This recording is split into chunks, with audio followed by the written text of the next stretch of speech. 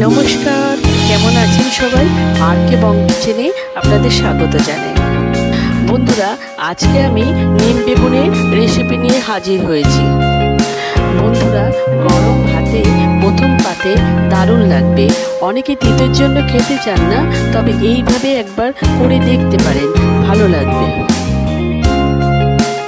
তাই আমি প্রথমে কচি কচি নিম পাতাগুলো আমি ছাড়িয়ে নিলাম। নিম পাতার ডালটা ফেলে দিতে হবে। এরপর বেগুন নিয়ে নিয়েছি। বেগুনটাকে একটা ছুরির সাহায্যে ছোট ছোট করে কেটে নিলাম।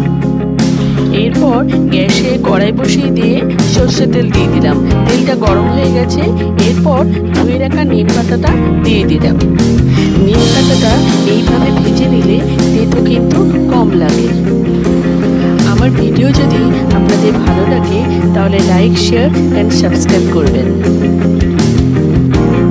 এরপর ওই তেলে 1 চামচ কালো জিরে দিয়ে দিলাম। এরপর ধুয়ে রাখা বেগুনগুলো দিয়ে দিলাম।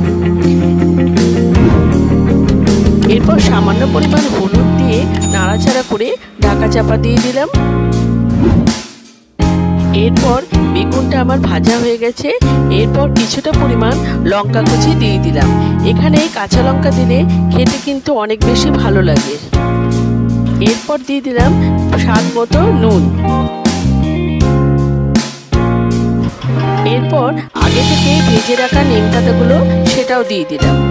নিম পাতা বেগুনের সাথে ভালোভাবে মিশিয়ে নেব।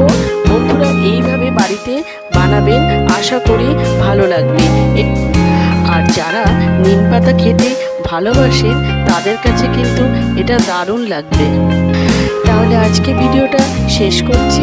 পরবর্তী আরেকটা ভিডিওতে দেখা হবে।